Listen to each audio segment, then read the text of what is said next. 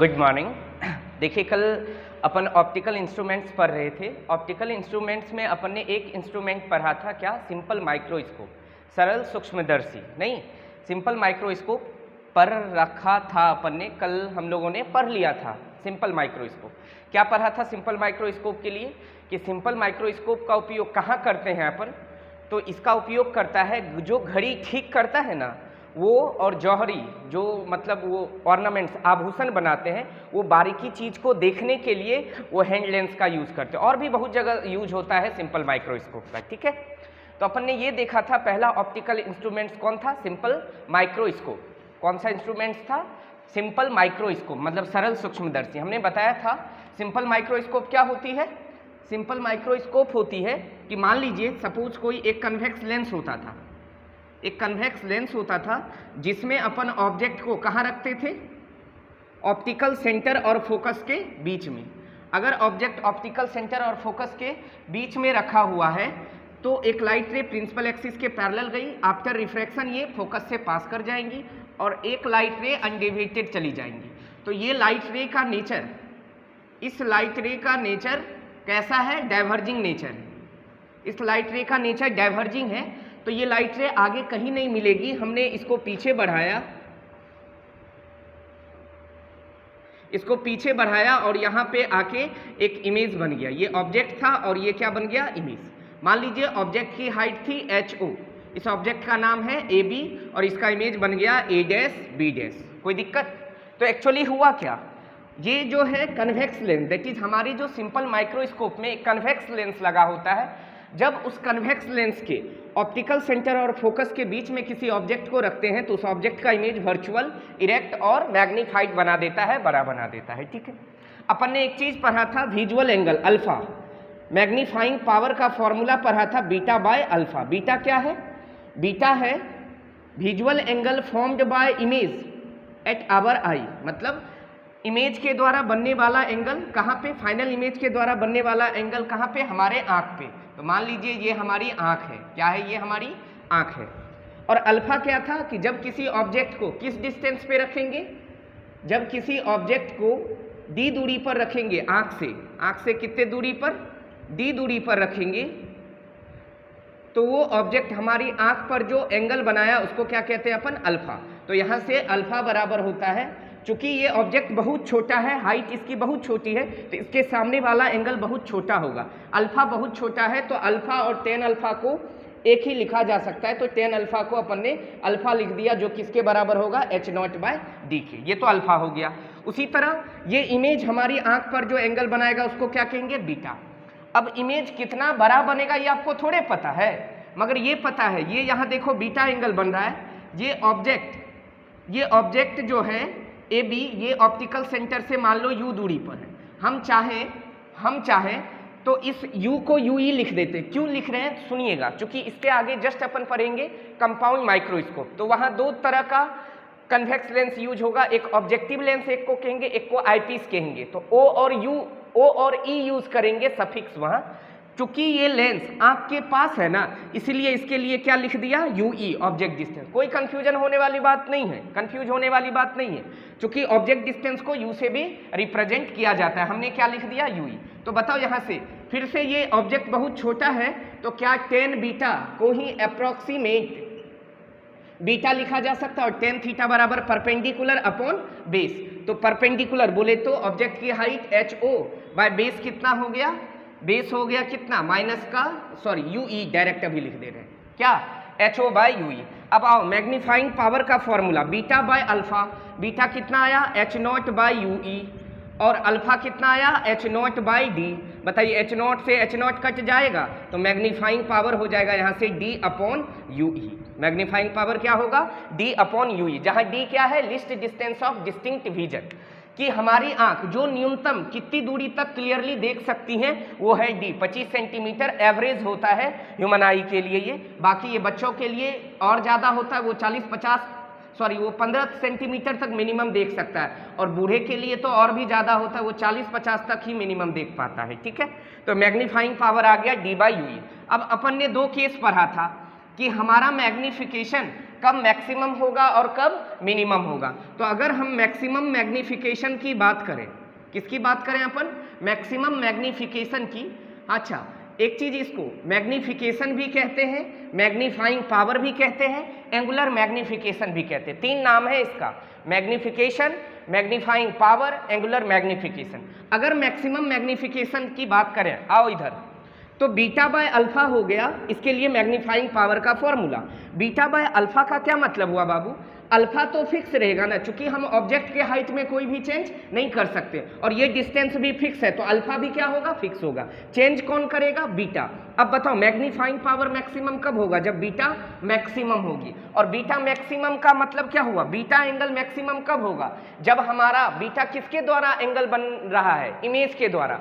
तो beta maximum, ये beta angle maximum कब होगा, एंगल मैक्सिमम होता है हम आंख के जितने पास रहेंगे उतना ज्यादा बड़ा एंगल होगा, जितना दूर रहेंगे एंगल उतना छोटा होगा। तो सोचो बीटा मैक्सिमम कब होगा, तो कहेंगे बीटा है इमेज के द्वारा आंख पे बनने वाला एंगल। तो इमेज जितना आंख के पास बने तब ना जाके बीटा मैक्सिमम होगा। और इमेज मैक्सिमम कितना पास बन सकता है, डी पर, क्योंकि अगर उससे पास बना तो भी अपने को दिखेगा नहीं इमेज। तो हम ऐसा कह दें मैक्सिमम मैग्नीफिकेशन तब होगा when final image is formed at D, जब हमारा फाइनल इमेज कहाँ पे बन रहा हो, when final image is formed at D, जब हमारा फाइनल इमेज कहाँ बन रहा हो, डी पे। तो बताइए ऑब्जेक्ट को मान लो कहाँ रखे हैं, ऑब्जेक्ट को रखे हैं माइनस का यूई पे, फाइनल इमेज कहाँ बन रहा है, डी पे, लेफ्ट साइड माइनस डी, और फोकल लेंथ कितना होगा, एफ प्लस का। लेंथ फॉर्मूला लगा दीजिए, 1/v माइनस का 1/u is equal to 1/f, v के जगह माइनस का d माइनस u के जगह माइनस का ue बराबर हो जाएगा 1/f। तो ये बन जाएगा 1/ue प्लस ना, minus minus plus 1/ue plus, ये बन जाएगा इधर आएगा तो ये बन जाएगा 1/d प्लस 1/f। अब बताओ मैग्नीफाइंग पावर का फॉर्मूला क्या निकाला था, d/ue, d/ue मतलब ऐसे लिख दें d इंटू 1/ue, और 1/ue की वैल्यू तो निकाल चुके हैं अपन, कितना 1/d प्लस 1/f। इसको अंदर भेज दीजिए तो dd कट गया 1, ये d इससे मल्टीप्लाई हो गया 1 प्लस d/f, ये आ गया मैक्सिमम मैग्नीफिकेशन। अच्छा, ये मैग्नीफाइंग पावर मैक्सिमम आया कितना, 1 प्लस d/f। ऐसा कब हुआ, जब हमारी इमेज कहाँ बन रही है, least distance of distinct vision पे, मतलब इमेज हमारे आंख के बहुत पास बन रहे। पता है इस केस में मैग्नीफाइंग पावर तो बढ़ गया, एंगल तो बढ़ा दिया गया, मगर हमारी आंख पे ज़्यादा जोर पड़ेगा, हमारी आंख पे प्रेशर ज़्यादा पड़ेगा, हमारे आंख को कष्ट बहुत ज़्यादा होगा। क्यों, क्योंकि इमेज कितने मिनिमम डिस्टेंस पे बन रहा है, डी पे। इसीलिए इस केस का एक नाम और है कि इस केस में हमारी आंख क्या होती है, ज़्यादा तनी हुई होती है, मोस्ट स्ट्रेन्ड आई। हमारी आंख क्या होती है, ज़्यादा तनी हुई होती है, ठीक है। हमारी जो सिलेरी मसल्स होती है उसको ज़्यादा तनना पड़ता है, तब जाके ये होता है। तो अगर आपसे पूछा जाए कि मोस्ट स्ट्रेन्ड आई के केस में मैक्सिमम मैग्नीफिकेशन होता है कब, जब फाइनल इमेज कहाँ बनता है, डी पे, और मैक्सिमम मैग्नीफाइंग पावर होती कितनी है, 1 प्लस d/f, ये बता दिया था। बताओ मिनिमम कब होगा, मिनिमम कब होगा, इधर देखो अल्फा को चेंज कर नहीं सकते, तो मिनिमम कब होगा, जब बीटा मिनिमम, और बीटा की वैल्यू मिनिमम कब होगी, सोचो दिमाग लगाओ, बीटा मिनिमम तब होगा ना जितना बीटा किसके द्वारा एंगल बन रहा है, इमेज के द्वारा आंख पे। तो इमेज जब जितना ज़्यादा दूर होगा आंख से, क्या उतना कम एंगल बनेगा। तो इमेज सबसे ज़्यादा दूर कहाँ रह सकता है, इन्फिनिटी पे। तो हम ऐसा कहेंगे मिनिमम मैग्नीफिकेशन तब होगा जब हमारा फाइनल इमेज कहाँ बन रहा हो, इन्फिनिटी पे। और जब फाइनल इमेज इन्फिनिटी पे बनेगा तो इस केस में एंगल बड़ा नहीं बना, मगर हमारी आंखें रिलैक्स रहेंगी। इस केस में एंगल बड़ा बना दिया, मगर हमारी आंखें ज़्यादा तनी हुई है, ठीक है। तो केस 2 क्या था, केस 2 था मिनिमम मैग्नीफिकेशन।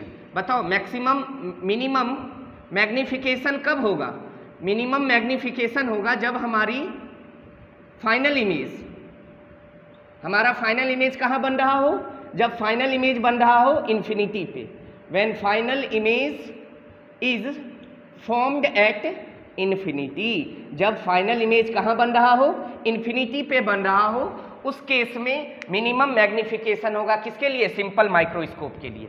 अब इधर देखो, तो बताओ इस केस में बताओ फाइनल इमेज मतलब v की वैल्यू हो गई इन्फिनिटी, ऑब्जेक्ट को कहाँ रखें नहीं पता, फोकल लेंथ एफ, नहीं तो बताओ फिर से लगा दो lens formula, 1/v minus 1/u is equal to 1/f, v के जगह इन्फिनिटी माइनस u के जगह माइनस का ue 1/f, one by infinity 0 minus minus plus 1/ue is equal to 1/f, तो यहाँ से आ गया 1/ue is equal to 1/f। आओ मैग्नीफाइंग पावर का फॉर्मूला क्या आया था, d/ue, किसके लिए, सिंपल माइक्रोस्कोप के लिए, तो d इंटू 1/ue, 1/ue के जगह क्या रख दें, 1/ue के जगह 1/f रख दें, तो मिनिमम मैग्नीफाइंग पावर कितना हो गया, d/f, मिनिमम मैग्नीफाइंग पावर कितना हो गया d/f, और मैक्सिमम मैग्नीफाइंग पावर कितना हो गया 1 + d/f। तो हम ऐसा कह सकते हैं सिंपल माइक्रोस्कोप के लिए मैग्नीफाइंग पावर, एंगुलर मैग्निफिकेशन या मैग्निफिकेशन की वैल्यू d/f मिनिमम होगी और मैक्सिमम क्या होगी 1 + d/f होगी। बात समझ में आ रहा है, कोई दिक्कत है, क्लियर है, पक्का। अब इसी में एक और केस बताया था हमने आपको, कब, कि अगर हमारा लेंस, ये हमने पिछले लेक्चर में, कल के लेक्चर में, प्रीवियस बीते हुए कल के लेक्चर में अपन ये देख चुके थे कि सिंपल माइक्रोस्कोप होती क्या है, ये कैसे किसी ऑब्जेक्ट के का इमेज हमको बड़ा दिखाता है, कैसे नहीं बड़ा करके, एक्चुअली में सिंपल माइक्रोस्कोप क्या करता है, उस ऑब्जेक्ट को बड़ा करके अपने को दिखाता है, मतलब उसका इमेज बड़ा बना के अपने को दिखाता है सिंपल माइक्रोस्कोप। फिर बोला था कि नोट डाल के ये पॉइंट दिखाया था कि when I is placed at some separation apart, मतलब हमारा आंख जो है वो लेंस से फ्रॉम लेंस, अगर हमारी आंख, ये मान लीजिए ये कन्वेक्स लेंस है, अगर हमारी आंख जो है इस लेंस से मान लीजिए कितने दूरी पर है, स्मॉल d दूरी पर, यहाँ पे है हमारी आंख, तब इस केस में मैक्सिमम मैग्नीफाइंग पावर क्या होगा, तो इस केस में मैक्सिमम मैग्नीफाइंग पावर का फॉर्मूला हमने बताया था, कुछ नहीं करना, 1 + d के जगह लिख लेना d - d/f, ये कल बता दिया था, ये याद रखिएगा। न्यूमेरिकल से ऐसे पूछा जा सकता है डायरेक्ट कि अगर हमारे, वैसे जनरली हम लेंस को कहाँ रखते हैं, हम लेंस को जनरली कहाँ रखते हैं, आँख के पास में रखते हैं, हाँ, मैग्नीफाइंग ग्लास को हम आँख के क्लोज रखते हैं। मान लो अगर कभी ऐसा क्वेश्चन आ गया कि अगर आँख को इस कन्वेक्स लेंस से कुछ दूरी पे रखा गया हो, तो इस केस में मैक्सिमम मैग्नीफाइंग कितनी होगी, magnifying power 1 + d - d/f।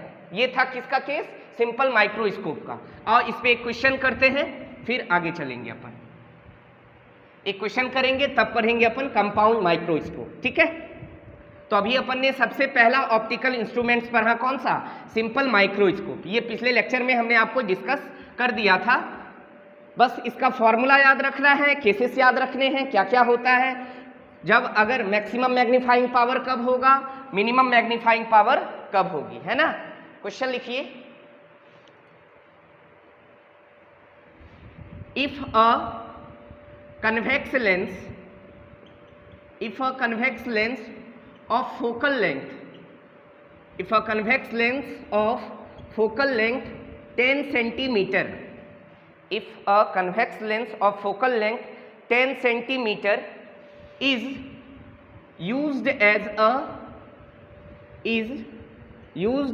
a magnifying glass,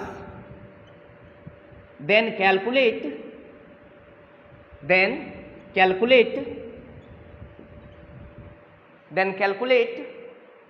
value of magnifying power, then calculate value of MP magnifying power and object distance from lens, and object distance from lens if, and calculate value of magnifying power and object distance from lens when final image is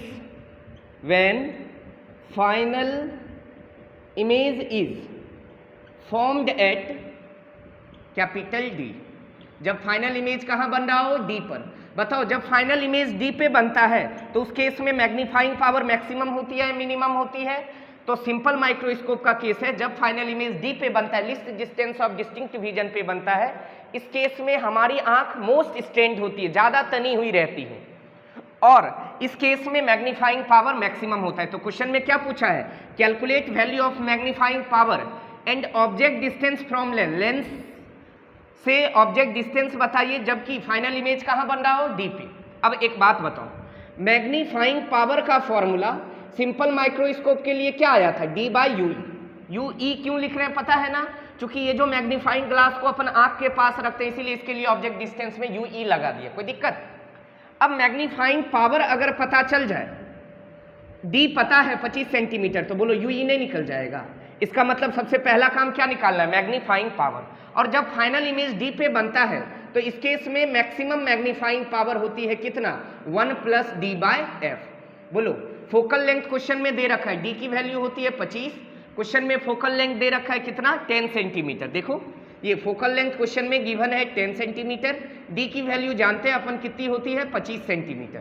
तो 25/10, 1 + 25/10 2.5, ये बन जाएगा 3.5। ये क्या आ गया, maximum magnifying power.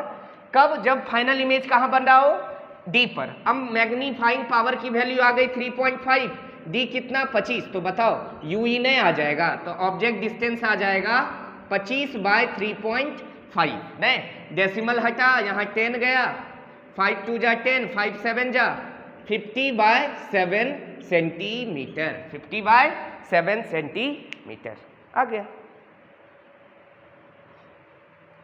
मतलब magnifying power 3.5 आया, इसका मतलब एंगल को 3.5 गुना बड़ा बना सकता है। नहीं, उस ऑब्जेक्ट के एंगल को, किसको, एंगल को, मतलब वो ऑब्जेक्ट पहले यहाँ था तो एंगल बहुत कम बन रहा था, उसको इतना पास ले आया कि अब उस ऑब्जेक्ट के द्वारा एंगल कितना बनने लगा, 3.5 गुना ज्यादा बनने लगा, 3.5 गुना, है ना। तो ये था क्या, सिंपल माइक्रोस्कोप की कहानी। ठीक है, अब अपन क्या पढ़ेंगे, कंपाउंड माइक्रोस्कोप। कंपाउंड माइक्रोस्कोप को आराम से समझेंगे।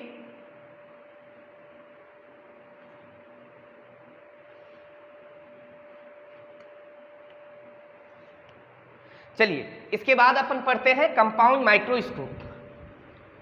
अगर सिंपल माइक्रोस्कोप समझ में आ गया तो कंपाउंड माइक्रोस्कोप में कुछ भी ऐसा नहीं है, बेहद आसान है, कोई दिक्कत वाली बात नहीं है।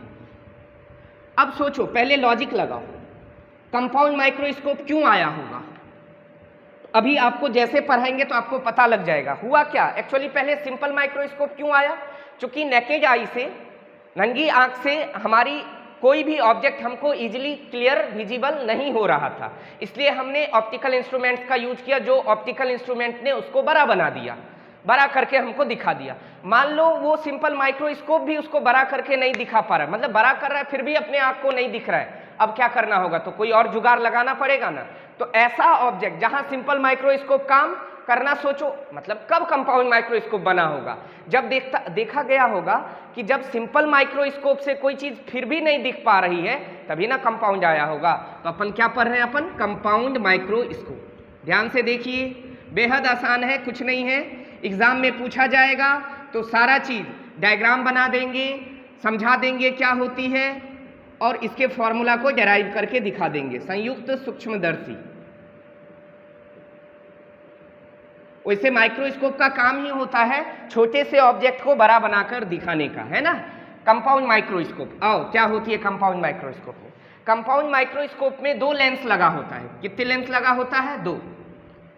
एक का अपर्चर जिसकी फोकल लेंथ छोटी होती है और एक का अपर्चर बड़ा होता है, मतलब 2 लेंस लगी हुई होती हैं।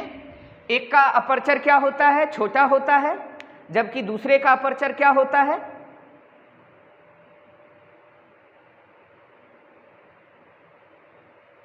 मतलब कंपाउंड माइक्रोस्कोप से बहुत छोटे वेरी माइन्यूट पार्टिकल को और भी छोटे पार्टिकल को देखा जाएगा। जिस छोटे पार्टिकल को अपन इजीली सिंपल माइक्रोस्कोप से नहीं देख पाते हैं, उस छोटे से पार्टिकल को किससे देखेंगे, कंपाउंड माइक्रोस्कोप से। तो इसमें 2 तरह की लेंस होती हैं, एक को कहते हैं ऑब्जेक्टिव लेंस। क्या कहते हैं, एक को ऑब्जेक्टिव लेंस। ऑब्जेक्टिव लेंस को हिंदी में कहते हैं अभिदृश्यक लेंस, और एक को कहते हैं आईपीस, अभिनेत्र लेंस। नाम क्यों पड़ा ऐसा, चूंकि एक लेंस है जो हमारी आंख के पास रहेगा और एक लेंस है जो ऑब्जेक्ट के पास रहेगा। तो जो ऑब्जेक्ट के पास रहेगा उसको कहा ऑब्जेक्टिव, और जो आंख के पास रहा उसको क्या कहेंगे, आईपीस।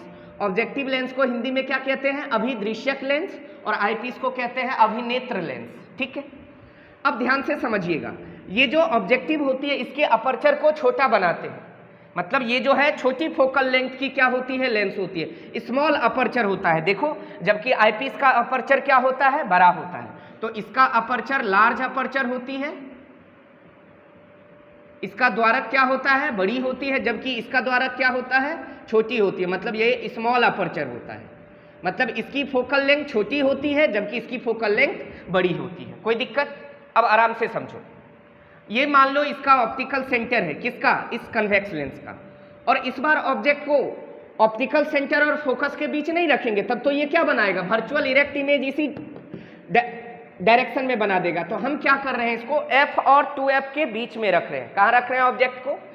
F और 2F के बीच में। याद करो, मान लो ये ऑब्जेक्ट है AB, ऑब्जेक्ट को कहाँ रखा? F और 2F के बीच में, तो बियॉन्ड 2F बनेगा। ध्यान से देखिएगा, तो मान लीजिए एक लाइट रे को प्रिंसिपल एक्सिस के पैरेलल गिराया, आफ्टर रिफ्रैक्शन ये कहाँ से पास किया? फोकस से, और एक लाइट रे को कहाँ गिराया? ऑप्टिकल सेंटर से पास कराया। ऑप्टिकल सेंटर से पास होने वाली लाइन कहाँ मिलेगी? अनडेविएटेड चली जाएगी, ये क्या कहलाएगा? फोकस। किसका? ऑब्जेक्टिव का। आराम से आराम से, ये वाली जो डिस्टेंस है ये क्या कहलाएगी? ऑब्जेक्टिव के लिए ऑब्जेक्ट डिस्टेंस, ऑब्जेक्टिव लेंस के लिए इस ऑब्जेक्ट का ऑब्जेक्ट डिस्टेंस इतना है। अब ध्यान से, अब यहां बन गया एक इमेज, क्या बन गया? यहां एक इमेज बना, नाम दे दीजिए इसका B डैश A डैश, ये इमेज बना। सही है, ये इमेज किसने बनाया?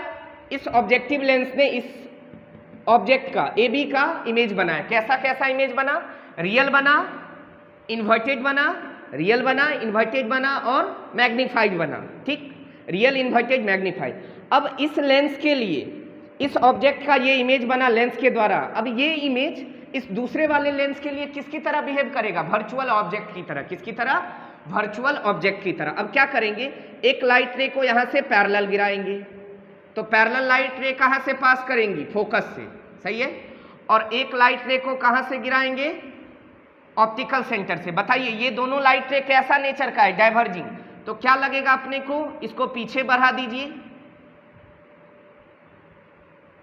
तो लगेगा यहां पे कहीं इमेज बन जाएगा, हाँ या ना? ये बन जाएगा क्या? A double dash B double dash, ये फाइनल इमेज बन गया। कोई दिक्कत? और हमारी आंख कहाँ रखी हुई है? यहां। क्लियर है ये चीज? आराम से। अब ये जो दूसरा वाला लेंस, अच्छा इधर ही क्यों बनाया?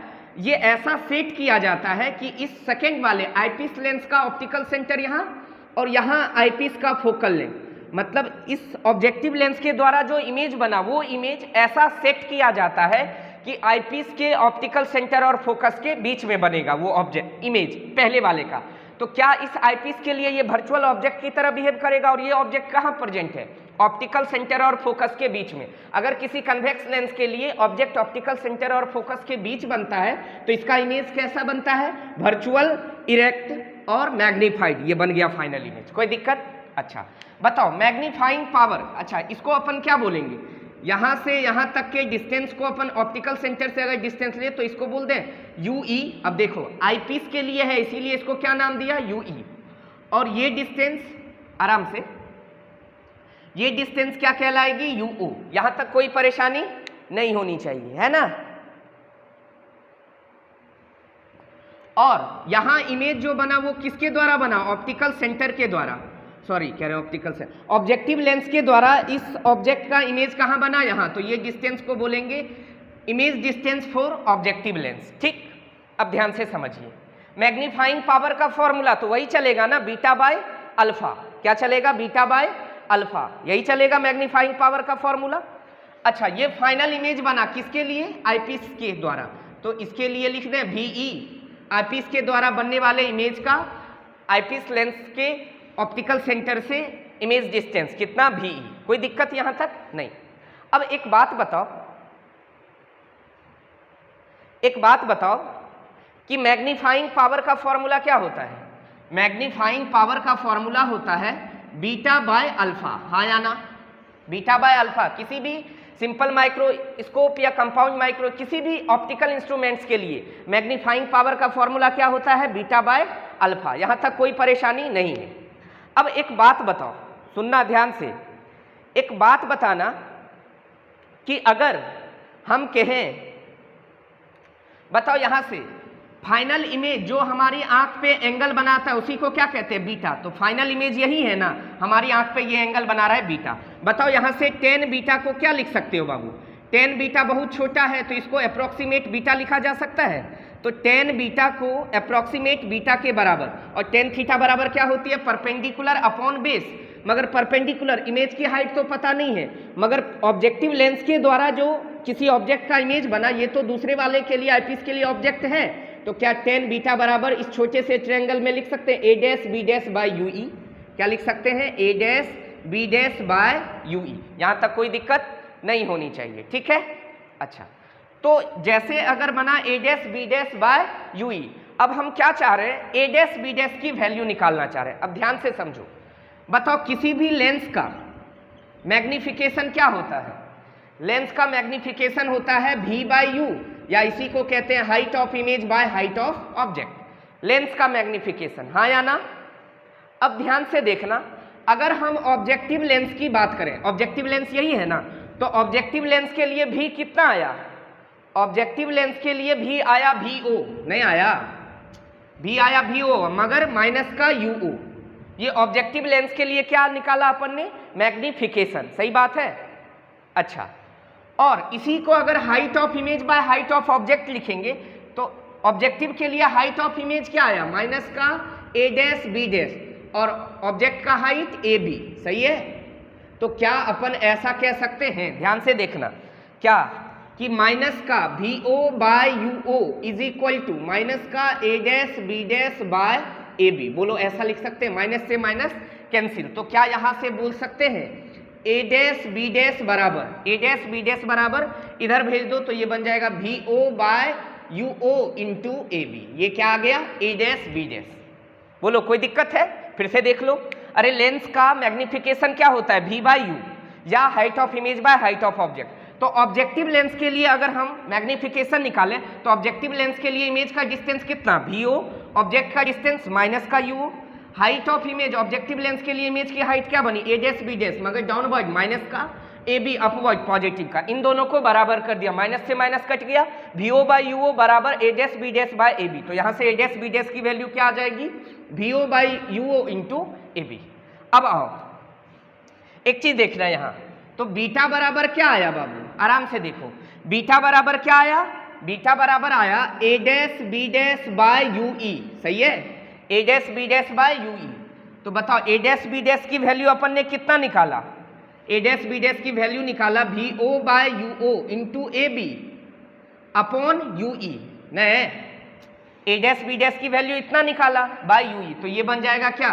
VO bye UO into AB by UE। यहाँ तक कोई दिक्कत है? ये किसकी वैल्यू आ गई? बीटा की। अब बोलो अल्फा क्या होता है? अल्फा, अच्छा AB कौन है? ऑब्जेक्ट की हाइट, तो इसको H0 बोल दें। तो यहाँ चाहें तो हम AB को क्या बोल दें? H0। AB क्या है? ऑब्जेक्ट की हाइट है, HO, सही है। अब बताओ अल्फा क्या होता था? जब कोई ऑब्जेक्ट HO हाइट का D दूरी पर रखा हो तब जो वो हमारी आंख पे एंगल बनाएगा वही ना अल्फा होता था। तो बताओ tan अल्फा बहुत छोटा होता था तो tan अल्फा को अप्रोक्सीमेट अल्फा लिखते थे, जो किसके बराबर होता था? H0 बाय D के। तो बीटा की वैल्यू आ गई ये, अल्फा की वैल्यू आ गई H0 बाय D। बोलो यहाँ तक कोई परेशानी है? बीटा की वैल्यू निकाल लिया, अल्फा की वैल्यू निकाल लिया। आराम से एक बार देख लो, बीटा की वैल्यू आ गई, अल्फा की वैल्यू आ गई।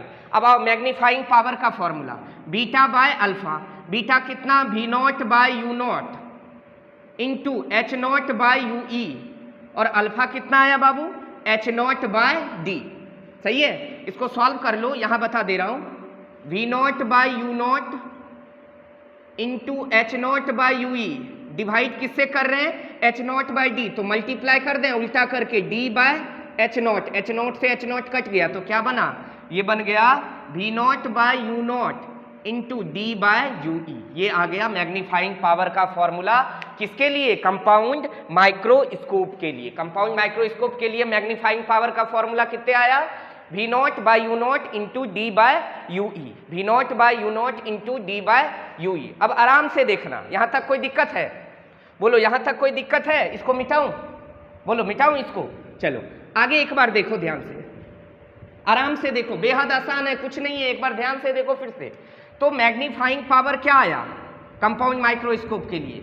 We naught by U naught into D by U E. याद करो, D by U E, V naught by U naught into D by U E. अच्छा एक बात बताओ, यहाँ पे क्या एक तरह से आईपीस लेंस क्या फिर से सिंपल माइक्रोस्कोप की तरह बिहेव किया है? अरे सिंपल माइक्रोस्कोप क्या होता था कि जब किसी कन्वेक्स लेंस के ऑप्टिकल सेंटर और फोकस के बीच में किसी ऑब्जेक्ट को रखते हैं तो उसका इमेज वर्चुअल, इरेक्ट और मैग्नीफाइड बनता था। आईपीस भी तो यही कर रहा है। क्या ये जो इमेज बना ऑब्जेक्टिव लेंस के द्वारा, क्या ये वर्चुअल ऑब्जेक्ट की तरह बिहेव कर रहा है? किसके लिए? आईपीस के लिए। और ये ऑब्जेक्ट इसके ऑप्टिकल सेंटर और फोकस के बीच में, तो इसका इमेज वर्चुअल बनाया, इरेक्ट बनाया, मैग्नीफाइड बनाया। तो क्या हम कह सकते हैं कंपाउंड माइक्रोस्कोप में आईपीस लेंस किसकी तरह बिहेव करता है? सिंपल माइक्रोस्कोप की तरह। ये क्वेश्चन पूछा जा सकता है कि कंपाउंड माइक्रोस्कोप में आईपीस लेंस किसकी तरह बिहेव करता है? सिंपल माइक्रोस्कोप की तरह। और बताओ, अभी आपने पढ़ा था सिंपल माइक्रोस्कोप का मैग्नीफाइंग पावर का फॉर्मूला जनरली क्या आया था? D by U E.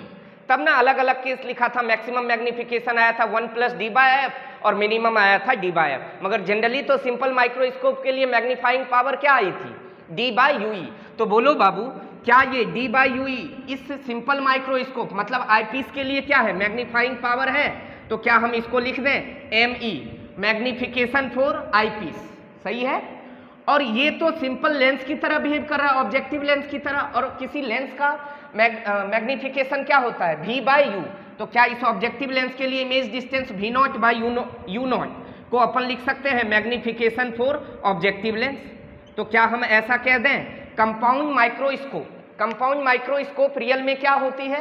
Compound microscope का मैग्नीफाइंग पावर होता है ऑब्जेक्टिव लेंस का magnifying power multiply eyepiece lens का मैग्नीफाइंग पावर। मतलब समझो क्या हुआ, अगर अकेला लेंस होता था, जैसे मान लो आईपीस किसी का 3 गुना बड़ा एंगल बना दिया, ऑब्जेक्टिव उसका और 4 गुना बड़ा बना दिया, तो दोनों तो एक साथ है ना। तो क्या कंपाउंड माइक्रोस्कोप टोटल 12 गुना एंगल बढ़ा देगा? तो क्या और भी बहुत सारे छोटे से पार्टिकल को जो सिंपल माइक्रोस्कोप से क्लियर नहीं देखा जा सकता था, क्या अब कंपाउंड से इजिली देखा चला जाएगा? क्यों? क्योंकि ये एंगल और भी ज़्यादा बढ़ा दिया। नहीं, तो ये होती है, हम कहते हैं कंपाउंड माइक्रोस्कोप का मैग्नीफाइंग पावर रियल में क्या होती है? Product of magnifying power for objective into magnifying power for eyepiece, है ना। तो रियल में मैग्नीफाइंग पावर कंपाउंड माइक्रोस्कोप का किसके बराबर होता है? ऑब्जेक्टिव का मैग्नीफाइंग पावर या मैग्निफिकेशन इंटू आईपीस का मैग्नीफाइंग पावर इंटू मैग्निफिकेशन, है ना। अब आओ, इसमें भी 2 केस, क्या क्या? वही कि मैक्सिमम कब होगा और मिनिमम कब होगा। मैक्सिमम कब होगा और मिनिमम कब होगा? बताओ, मैक्सिमम मैग्निफिकेशन कब होगी? ध्यान से समझो। केस फर्स्ट, वही बात फिर से, मैक्सिमम मैग्निफिकेशन कब होगा? मैक्सिमम मैग्निफिकेशन कब होगा? जब हमारा फाइनल इमेज, अरे beta by alpha, alpha fix होती है, बीटा मैक्सिमम कब होगा? जब डिस्टेंस बहुत पास हो, तो इमेज के द्वारा बनने वाला एंगल ही ना होता है बीटा। तो इमेज जब सबसे पास कितने दूरी तक आ सकता है? डी पे। तो हम ऐसा कह दें मैक्सिमम मैग्निफिकेशन कब होगा? जब फाइनल इमेज कहाँ बने? When final image is formed at D. जब हमारा फाइनल इमेज कहाँ पे बन जाए? डी पे। फिर से वही बात, इमेज डिस्टेंस हो गया माइनस का डी, नहीं, इमेज डिस्टेंस कितना हो गया? माइनस का डी। किसके लिए? आईपीस के लिए। ऑब्जेक्ट डिस्टेंस आईपीस के लिए मान लेते हैं v को माइनस डी, यू को लिख देते हैं माइनस का यू ई। अरे देखो ना, आईपीस के लिए इमेज भी इधर ही बन रहा है, ऑब्जेक्ट भी तो इधर ही है, इमेज भी इधर ही है, दोनों नेगेटिव में होगा। और फोकल लेंथ कैसा? प्लस का एफ ई, नहीं, आईपीस के लिए प्लस का एफ ई। तो बताओ, लगा दो लेंस फॉर्मूला, 1/v माइनस का 1/u is equal to 1/f। v के जगह क्या लिखेंगे? माइनस का d, माइनस का u के जगह माइनस का ue, 1/f के जगह f e। तो ये बन जाएगा माइनस का 1/d प्लस का 1/ue is equal to 1/f e। क्या कह सकते हैं बाबू, 1/UE is equal to 1/FE, minus का 1/D उधर गया तो प्लस का 1/D बन गया। आओ इधर, मैग्नीफाइंग पावर क्या आया था, मैग्नीफाइंग पावर का फॉर्मूला था ये, क्या V0/U0 इंटू D/UE। तो हम क्या लिखेंगे, मैक्सिमम मैग्नीफाइंग पावर हो जाएगा V0/U0 D/UE, D into 1/UE। अरे देखो ना, D/UE को लिख सकते हैं ना, D इंटू 1/UE, और 1/UE का वैल्यू कितने आया, 1/UE का वैल्यू आ गया कितना, 1/FE प्लस 1/D। सही बात है। तो यहाँ से आ गया V0/U0, इससे ये कट गया तो ये बन जाएगा D/FE, D से D 1। तो रियल में मैक्सिमम मैग्नीफाइंग पावर कितना आया, मैक्सिमम मैग्नीफाइंग पावर आ गया आपको V0/U0 इंटू 1 प्लस D/FE। ये आ गया मैक्सिमम मैग्नीफाइंग पावर, कितना, V0/U0 इंटू 1 प्लस D/FE। सही है। अब दूसरा केस, मिनिमम मैग्निफिकेशन कब होगा, आप ही बताओ, मिनिमम मैग्निफिकेशन कब होगा। तो मैग्निफिकेशन या मैग्नीफाइंग पावर मिनिमम होने के लिए बीटा को मिनिमम होना पड़ेगा, क्योंकि अल्फा के वैल्यू में तो कोई चेंज कर ही नहीं सकते। और बीटा की मिनिमम वैल्यू क्या हो सकती है, बीटा की मिनिमम वैल्यू, बीटा एंगल क्या किसके द्वारा बनता है, इमेज के द्वारा हमारी आंख पे एंगल बनता है। तो इमेज जब बहुत दूर बनेगा तभी ना उनके द्वारा हमारे आंख पे बनने वाला एंगल बहुत छोटा होगा। मतलब बीटा बहुत छोटा तब होगा जब इमेज बहुत दूर बनेगा। इमेज बहुत ज़्यादा दूर कहाँ बन सकता है, इन्फिनिटी पे। तो हम ऐसा कह दें, मिनिमम मैग्निफिकेशन क्या होगा, मिनिमम मैग्निफिकेशन कब होगा, जब फाइनल इमेज कहाँ बने, when final image is formed at, जब फाइनल इमेज कहाँ बने हमारा, इन्फिनिटी पे। कहाँ पे बने, इन्फिनिटी पे। तो हम ऐसा लिख दें, case 2, minimum magnification, minimum magnification कब होगा, जब हमारा फाइनल इमेज कहाँ बने, इन्फिनिटी पे। मतलब भी की वैल्यू क्या हो गई, इन्फिनिटी, भी की वैल्यू इन्फिनिटी, और यू की वैल्यू माइनस का यूई ने, और फोकल लेंथ एफ का प्लस का एफ ई। फिर से लेंथ फॉर्मूला 1/v माइनस का 1/u is equal to 1/f। v के लिए इन्फिनिटी माइनस u के जगह माइनस का ui, 1/f के जगह fe। तो 1/ue किसके बराबर हो गया, 1/fe के बराबर। अब मिनिमम मैग्नीफाइंग पावर कितनी होगी, तो फॉर्मूला आया था V0/U0 इंटू D/ue। तो D/ue को, D को ऐसे लिख दें, 1/ue का वैल्यू कितना लिख दें, 1/ue का वैल्यू लिख दें 1/fe। तो यहाँ से आ गया minimum magnifying power compound microscope के लिए V0/U0 इंटू D/FE। जबकि मैक्सिमम कितना आया था, V0/U0 into 1 plus D/FE। V0/U0 into 1 plus D/FE ये आया था कंपाउंड माइक्रोस्कोप के लिए मैक्सिमम मैग्नीफाइंग पावर। और मिनिमम कितना आया, V0/U0 इंटू D/FE। ठीक है। अच्छा, एक चीज और यहाँ एक क्वेश्चन इंपॉर्टेंट होता है, लेंथ ऑफ कंपाउंड माइक्रोस्कोप पूछा जाता है कि लेंथ ऑफ कंपाउंड माइक्रोस्कोप क्या होगा, लेंथ ऑफ कंपाउंड माइक्रोस्कोप क्या होगा, कंपाउंड माइक्रोस्कोप का लेंथ क्या होगा। देखो, लेंथ होती है इन दोनों लेंस के बीच के डिस्टेंस को क्या कहते हैं, कंपाउंड माइक्रोस्कोप का लेंथ के। ये जो दोनों ऑब्जेक्टिव और आईपीस लेंस लगा हुआ है ना, इन दोनों के बीच के सेपरेशन को ही क्या कहते हैं, लेंथ ऑफ टेलीस्कोप। तो क्या हम ऐसा कह दें, यहाँ से लेके यहाँ तक की दूरी, यही क्या कहलाएगी, लेंथ ऑफ टेलीस्कोप। अरे ऐसे एल, लेंथ ऑफ टेलीस्कोप क्या होगा, ऑब्जेक्टिव और आईपीस लेंस के बीच के सेपरेशन को क्या कहेंगे, लेंथ ऑफ टेलीस्कोप, एल। और एल बराबर क्या होगा, बोलो, एल बराबर क्या होगा, तो बोलो, एल को लिख सकते हैं VO प्लस यूई। अब VO इमेज डिस्टेंस का भी मैग्नीट्यूड प्लस आईपीस के लिए ऑब्जेक्ट डिस्टेंस का भी मैग्नीट्यूड। चूंकि लेंथ तो हमेशा पॉजिटिव ही आएगी ना, तो इसीलिए इसका मैग्नीट्यूड लेना है ओनली, है ना। तो VO देखो ना, VO प्लस यूई क्या नहीं आ जाएगा, लेंथ ऑफ कंपाउंड माइक्रोस्कोप। तो अगर आपसे पूछे कि कंपाउंड माइक्रोस्कोप का लेंथ क्या होगा, तो magnitude of VO plus magnitude of U E. मतलब अगर यूई नेगेटिव हो तो उसका वैल्यू लेना है, सिर्फ मैग्नीट्यूड, साइन नहीं लेना है, क्योंकि लेंथ कभी भी नेगेटिव नहीं होती है। क्लियर है, कोई दिक्कत। तो ये था किसकी कहानी, कंपाउंड माइक्रोस्कोप की कहानी। अगर हम इसको शॉर्ट में देखें एक बार, कंपाउंड माइक्रोस्कोप को मिटाओ इसको, अगर हम शॉर्ट में देखें कंपाउंड माइक्रोस्कोप को, तो कंपाउंड माइक्रोस्कोप में दो लेंस लगा होता है कन्वेक्स। कौन कौन? एक ऑब्जेक्टिव लगा होता है और एक आईपीस लगा होता है। ऑब्जेक्टिव किसको कहते हैं? जो ऑब्जेक्ट के सामने रखी होती है उसको ऑब्जेक्टिव कहते हैं, जो आई के पास में होता है उसको आईपीस कहते हैं। ऑब्जेक्टिव का अपर्चर छोटा होता है, मतलब फोकल लेंथ छोटी होती है, जबकि आईपीस का अपर्चर बड़ा होता है, उसकी फोकल लेंथ बड़ी होती है। ठीक है। उसके बाद अपन ने क्या देखा? उसके बाद देखा कि कंपाउंड माइक्रोस्कोप के केस में मैग्नीफाइंग पावर का फॉर्मूला क्या आया? कंपाउंड माइक्रोस्कोप के केस में जनरली मैग्नीफाइंग पावर का फॉर्मूला आया V0/U0 इंटू D/UE। अच्छा, कंपाउंड माइक्रोस्कोप में आईपीस लेंस किसकी तरह बिहेव करता है? सिंपल माइक्रोस्कोप की तरह। अच्छा ठीक। और मैग्नीफाइंग पावर कंपाउंड माइक्रोस्कोप के लिए क्या आया? ऑब्जेक्टिव का मैग्नीफाइंग पावर इंटू आईपीस का मैग्नीफाइंग पावर। और मैग्नीफाइंग पावर की मैक्सिमम वैल्यू कब आएगी? जब फाइनल इमेज डी पे बनता हो। इस केस में हमारी आंखें मोस्ट स्ट्रेंड आई होती हैं, तो क्या होता है इस केस में formula V0/U0 into 1+D/FE। 1+D/FE, V0/U0 into 1+D/FE। और मिनिमम मैग्नीफाइंग पावर क्या होती है? जब फाइनल इमेज कहाँ बन रहा हो? इन्फिनिटी पे। फाइनल इमेज इन्फिनिटी को ही दूसरा नाम क्या कहते हैं? Normal adjustment. और इस केस में हमारी आंखें रिलैक्स्ड होती है क्योंकि इमेज फाइनल पे बन रहा है। इस केस में एंगल भले छोटी है मगर इमेज बन कहाँ रहा है? फाइनल पे, मतलब हमारी आंखें रिलैक्स्ड है। तो इस केस में मैग्नीफाइंग पावर का फॉर्मूला होता है V0 इंटू U0/D/FE। और लेंथ ऑफ माइक्रोस्कोप क्या होगी? Magnitude of V0 plus magnitude of UE। ठीक है।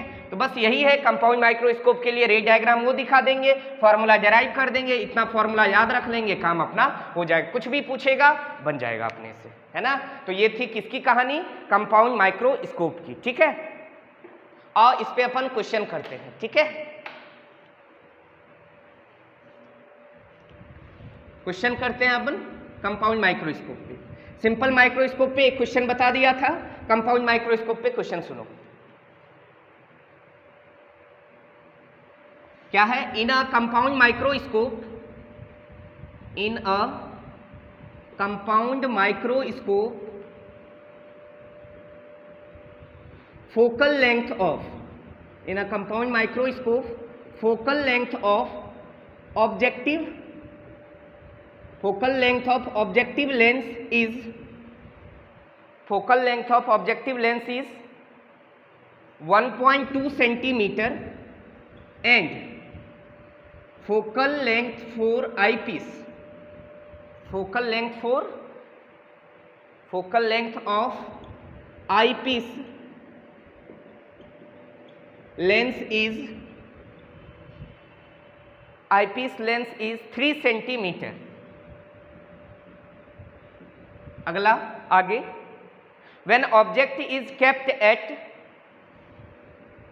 when object is kept at 1.25 centimeter in front of objective lens, in front of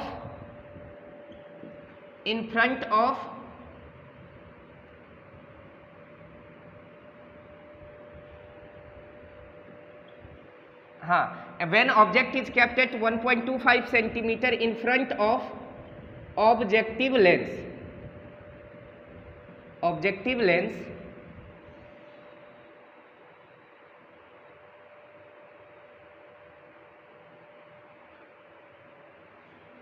comma final image is formed at, if final image is formed at infinity, if final image is formed at infinity, then calculate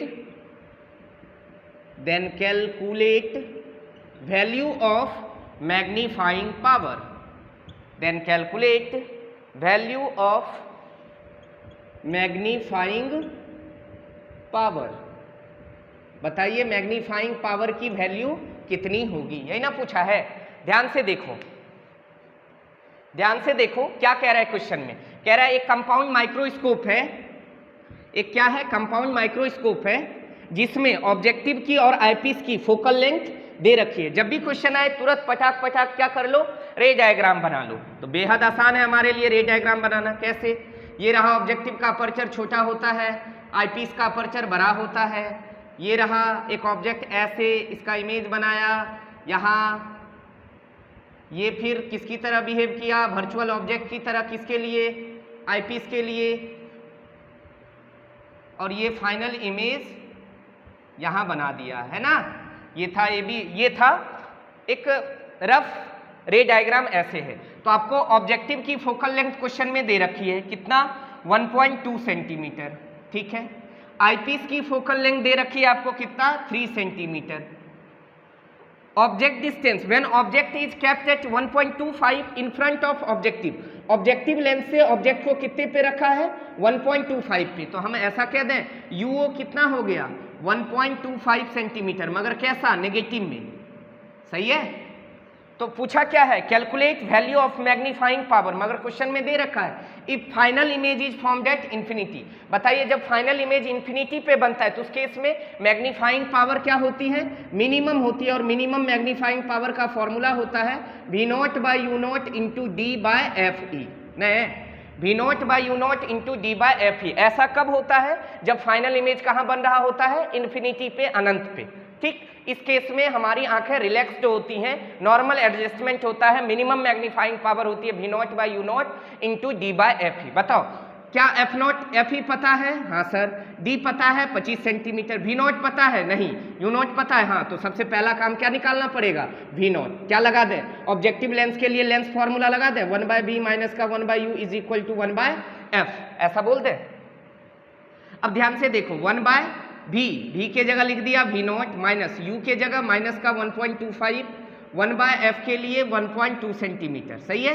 तो ये objective के लिए लगा रहे हैं, तो 1/v0 बराबर क्या हो जाएगा, 1/1.2। ये देखो ये माइनस माइनस प्लस हो गया, उधर जाएगा तो ये माइनस हो जाएगा, 1.25। डेसिमल हटाया, ऊपर 2 जीरो, डेसिमल हटाया 1 जीरो, तो ये बन जाएगा 25 पंचे 125, 25 चौके 100, 2 पंचे 10, 2 छाके 12। तो 1/v0 आ गया कितना, 5/6 माइनस 4/5। तो 1/v0 आ गया, एलसीएम ले लेंगे 6 और 5 का, 30 आ जाएगा।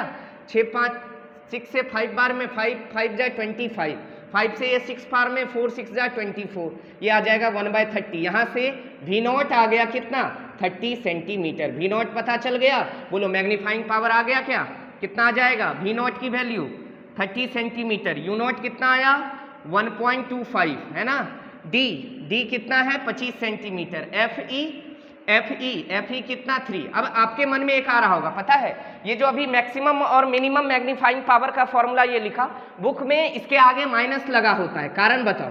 देखो ऑब्जेक्ट रियल में ऐसा है और फाइनल इमेज उल्टा बन रहा है, ऑब्जेक्ट के तुलना में फाइनल इमेज उल्टा बन रहा है, इसीलिए यहाँ पे नेगेटिव लिखा रहता है कि मतलब उल्टा करके इमेज बड़ा दिखाई देता है, ठीक है। तो होती क्या है एक्चुअली में, ये जो है रियल ऑब्जेक्ट ऐसा था मगर उल्टा करके इसको ऐसा बना दिया फाइनल इमेज। फाइनल इमेज इसके रिस्पेक्ट में क्या है, उल्टा, मगर कोई चीज अपने को देखनी है सीधा, तो एक और लेंस लगा देते हैं जिसका फाइनल काम यही होता है, इस उल्टे को वो सीधा दिखा देता है, समझे। कोई दिक्कत, तो यहाँ माइनस लगा होता है तो माइनस से नहीं घबरा, माइनस बस यही बताता है कि फाइनल इमेज ऑब्जेक्ट के रिस्पेक्ट में उल्टा बन रहा है। तो इसको सॉल्व कर लीजिए, डेसिमल हटाइए, ऊपर 100 ले जाइए, 25 से 5 बार में, 3 से ये 10 बार में, 5 दूना 10, 100 गुना 2, मैग्नीफाइंग पावर क्या आ गया, 200। मतलब कंपाउंड माइक्रोस्कोप की सहायता से इस ऑब्जेक्ट का एंगल कितना बढ़ा दिया जाएगा, 200 गुना ज़्यादा बढ़ा दिया जाएगा, नहीं तो मैग्नीफाइंग पावर कितने आ गया इसके लिए, 200 आ गया। ये था किसके लिए, कंपाउंड माइक्रोस्कोप का क्वेश्चन था एक, है ना। एक दूसरा क्वेश्चन देखिए, वो इंपॉर्टेंट है, बहुत ज़्यादा इंपॉर्टेंट है वो क्वेश्चन। देखिए क्या है question,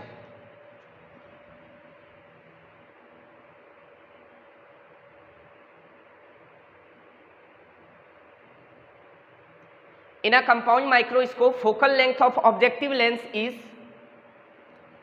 2 centimeter and focal length of eyepiece lens is 6.25 centimetre. Eyepiece lens के लिए फोकल लेंथ दे रखा है 6.25 सेंटीमीटर। आगे यहां तक सेम क्वेश्चन है, उसके बाद देखो कह रहा है कि एक कंपाउंड माइक्रोस्कोप में ऑब्जेक्टिव लेंस की फोकल लेंथ कितनी है 2 सेंटीमीटर और आईपीस की फोकल लेंथ कितनी है 6.25 centimetre. The length of the microscope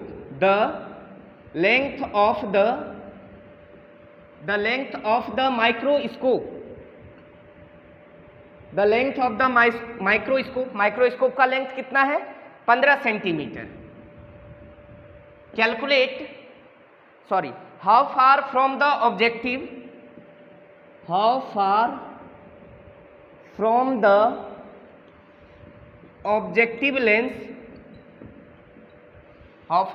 the objective lens should an object be placed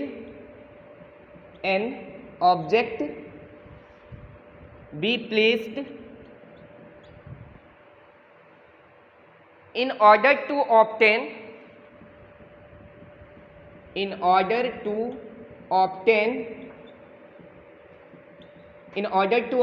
final image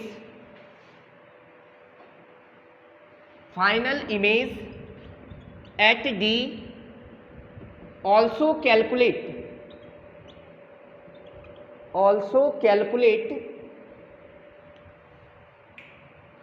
calculate magnifying power.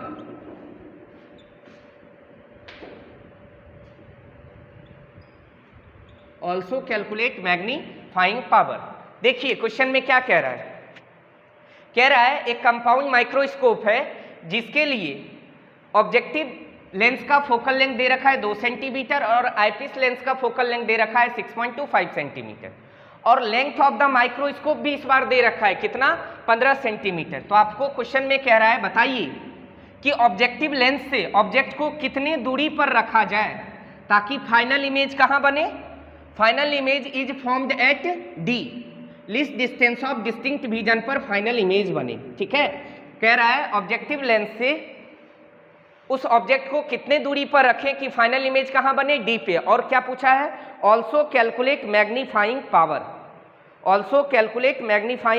Power. नहीं मतलब यहां अपने को दो चीज पूछा है, क्या क्या देखो सॉल्यूशन देखो, अपने को दो चीज पूछा है। दिया क्या क्या है, ऑब्जेक्टिव का फोकल लेंथ दे रखा है 2 सेंटीमीटर, आईपीस का फोकल लेंथ दे रखा है कितना 6.25 सेंटीमीटर और क्या दे रखा है लेंथ ऑफ द टेलीस्कोप, ये दे रखा है कितना लेंथ ऑफ द माइक्रोस्कोप दे रखा है कितना 15 सेंटीमीटर। पूछा क्या है ऑब्जेक्ट को ऑब्जेक्टिव लेंस से कितने दूरी पर रखें U0 पूछा है और मैग्नीफाइंग पावर क्या होगी ये पूछा है, जबकि फाइनल इमेज कहां बन रहा है डी पे। बताओ अगर फाइनल इमेज डी पे बन रहा हो, कैसे निकालेंगे बताओ, कुछ आइडिया दो कैसे बनाएंगे।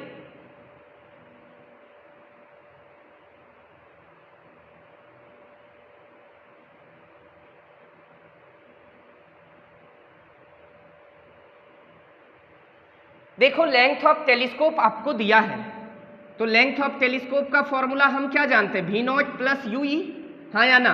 तो लेंथ ऑफ टेलीस्कोप दे रखा है 15, V0 पता नहीं, V0 पता चल जाए तो काम हो जाएगा।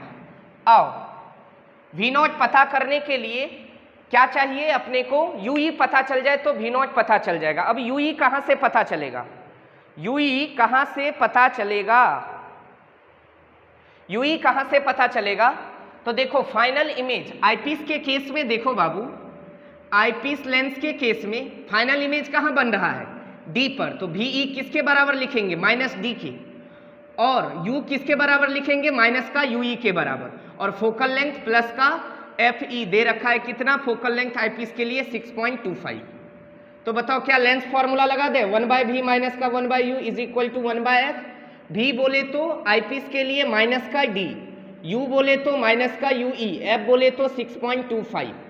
तो ये बन गया प्लस का 1/UE 1/6.25, ये माइनस का 1/D इधर आया तो प्लस का 1/D, तो ये बन जाएगा 1/UE इज इक्वल टू 1/6.25 अब प्लस डी को क्या लिखेंगे 25, डेसिमल हटाया 100, 25 25 25 चौके 100, तो 1/UE की वैल्यू आ गई 4/25 प्लस 1/25, तो 1/UE की वैल्यू आ गई 5/25, 5 1 जा 5 5 जा, तो UE की वैल्यू कितनी आ गई 5 सेंटीमीटर। ने बताओ UE आ गया, यहाँ से UE आ गया, आराम से देखो UE आ गया। अब मैं इस क्वेश्चन को मिटा दूं, UE आ गया। लेंथ ऑफ टेलीस्कोप आपको पता है कितना, VO प्लस UE किसके बराबर है 15 सेंटीमीटर के बराबर है। तो अगर VO प्लस UE 15 सेंटीमीटर के बराबर है, length of telescope VO plus UE किसके बराबर है 15 सेंटीमीटर के। VO UE कितना आया 5 सेंटीमीटर, तो बोलो बाबू यहाँ से VO आ जाएगा 15 - 5, बोले तो VO आ जाएगा 10 सेंटीमीटर। सही है, VO कितना आ जाएगा 10 सेंटीमीटर। अब आपको FO पता है, VO पता चल गया, तो बोलो UO आ जाएगा, UO आ जाएगा क्या। तो अपन ऐसा बोल दे 1/VO माइनस का 1/UO is equal to 1/FO। Lens formula किसके लिए, ऑब्जेक्टिव लेंस के लिए। तो ऑब्जेक्टिव लेंस के लिए ये लगा दिया, तो 1/VO बोले तो 10, UO निकालना है, FO कितना दे रखा है 2, तो ये बन जाएगा, यहाँ माइनस का U0 लिख दें, यहाँ पे क्या लिख दिया माइनस का U0। ये किसके लिए लगाए हैं अपन, फॉर ऑब्जेक्टिव लेंस के लिए। तो ऑब्जेक्टिव लेंस के लिए तो आपको दे रखा है ना क्या क्या, FO दे रखा है 2 सेंटीमीटर, UO निकालना है, VO कितना आया 10 सेंटीमीटर। सही है, तो ऑब्जेक्टिव के लिए VO पॉजिटिव में और UO नेगेटिव में आएगा, तो ये बन जाएगा कितना 1/10 प्लस का 1/U0 बराबर 1/2, तो 1/U0 बराबर क्या हो जाएगा 1/2 माइनस का 1/10, 2 और 10 का एलसीएम 10, 2 5 जा 10, 10 से 1 बार में 4/10, नहीं 4/10 आ गया, तो यहाँ से U0 की वैल्यू आ जाएंगी क्या 10/4, बोले तो 2.4 दूना 8, हाँ 2.5 सेंटीमीटर आ गया U0। यही पूछा था एक क्वेश्चन। दूसरा क्वेश्चन पूछा था मैग्नीफाइंग पावर का, तो बताओ इस केस में जब फाइनल इमेज डी पे बनता है तो मैक्सिमम मैग्नीफाइंग पावर होती है, इसका फॉर्मूला होता है V0/U0 इंटू 1 प्लस D/FE। यही होता है क्या, V0/U0 इंटू 1 प्लस D/FE। बोलो V0 कितना आया 10, U0 कितना आया, U0 आ गया 2.5 बाय 1 प्लस D 25 और FE फोकल लेंथ कितना 6.25, तो ये इनसे गया 10, 25 चौके 100, यहाँ आ गया 4, 1 प्लस 25 बाय 6.25, डेसिमल हटाया 100, 25 से ये 25 बार में 25 चौके 100, तो ये बन गया 4 इंटू 1 प्लस 4, ये बन गया 4, 4 प्लस 1 5, 5 चौके 20, तो मैग्नीफाइंग पावर कितने आ गया 20 टाइम्स ज़्यादा आ गया, 20 टाइम्स एंगल को क्या किया बढ़ा दिया। तो ये था कंपाउंड माइक्रोस्कोप का क्वेश्चन। तो कंपाउंड माइक्रोस्कोप पे अपन ने 2 क्वेश्चन देखा, सिंपल माइक्रोस्कोप पे 1 क्वेश्चन देखा। ये था कि छोटे से ऑब्जेक्ट को देखने के लिए जो इंस्ट्रूमेंट का यूज करते हैं उसको अपन कह रहे हैं सिंपल माइक्रोस्कोप, कंपाउंड माइक्रोस्कोप। अब दूर स्थित वस्तु को देखने के लिए जिसका यूज करेंगे उसको कहते हैं दूरदर्शी। इसको क्या कहते हैं सूक्ष्मदर्शी, मतलब सूक्ष्म छोटे से वस्तु को देखने के लिए जिस उपकरण का उपयोग किया जाता है उसे सूक्ष्मदर्शी कहते हैं, चाहे वो संयुक्त सूक्ष्मदर्शी हो या साधारण सूक्ष्मदर्शी हो। अब दूर स्थित वस्तु को देखने के लिए जिसका यूज करते हैं उसको कहते हैं टेलीस्कोप, जो होती है दूरदर्शी। वो नेक्स्ट लेक्चर में अपन पढ़ेंगे। आज के लिए यहीं तक रहने देते हैं। Thank you.